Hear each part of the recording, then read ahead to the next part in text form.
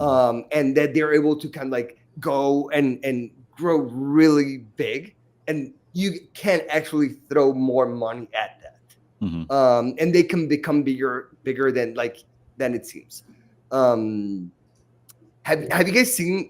There was this tweet a couple weeks ago, or maybe 3-4 weeks ago, from one of the Carlson brothers from Stripe, that basically they're saying that the companies incorporated starting certain months, they were having more revenue earlier than companies in previous years using Stripe Atlas.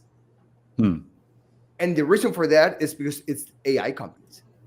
So AI companies, they're actually having like more revenue quicker, which I just find that to be absolutely fascinating. So basically, last month, 40% of Stripe Atlas companies said they're AI companies, the ones that got formed. And basically, you have Patrick there saying like they're tracking way ahead of revenue. And as a good bootstrap founder and startup studio operator, there's nothing that I like more than revenue. Are you guys familiar with Surge AI? Did you see this in the midst of the Scale acquisition? Like I heard about this, the information put out a report, I think it was last week, which is it's surgehq.ai. It's a much worse landing page than this. You've gone too fancy. Yeah. Here you go. That's it. So this company, you know who they compete with, right? Their main competitor is Scale AI, who basically got acquired. I don't know, it was 49 or 51% by Meta for like $15 billion just for 49%. So they valued it. Surge AI, which has this wonderful page, is doing over $1 billion in run rate a year. Somebody told me it's actually much closer to 2.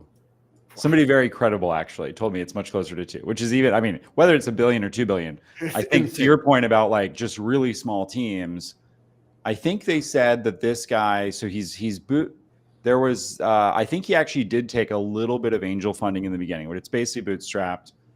It's a very similar, I mean, on the labeling side or the team side, it's actually similar to the TopTel story of raising seed money and then just sort of bootstrapping the rest. Although this guy hasn't screwed his investors out of the initial investment that we know of. Yeah, I think that there's like 80 full-time employees, and then everything else is contractors here. And like 2 billion top line is the number that's being thrown around. I mean, like in history, like you cannot think of cases like this happening. Yeah, it's kind of like I'm going to give another example. So I have a good personal friend called Javi Lopez. He's from Spain. You might have guys seen him in Twitter. Like his English handles Javi Lop En or something along those lines. So he built a company called Magnific, and which he sold to FreePick. Magnific, it was him and Emilio, which is his basically previous co-founder, did another company and they sold it for a bit of money.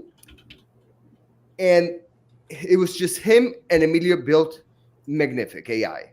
Yeah, this guy, which he's an amazing fellow and like really good person. He actually made this public, so I can talk about this. You know what run rate they hit in year one? Just him and Emilio. No funds raised. They hit 10 million AR in 1 year. Wow. Which is, you have to think, like, when can two people, one just doing marketing to Twitter, pretty much. Like this is like this is his acquisition channel. Well, this was before X went to shit, right? And just his co-founder doing a product, and they get acquired by another Spanish company, like really quickly. Mm-hmm. You're having these sort of examples that are happening, which are just like unbelievable. This is like historic. And the other thing that I love, you have other examples like Aragon AI. They hit 10 million AR in 2 years with 9 people. Photo AI by our friend Peter is doing 1.5 million AR. You have so many examples. It's just insane. I don't know. I think there's something here. And I think there's particularly something here for companies that it will be bootstrapped with under like 5 employees. People talking about the 1 or 2 person. I think that's just like probably like being cheeky to it. Like it's probably going to be under 10 people. Yep. That's insane.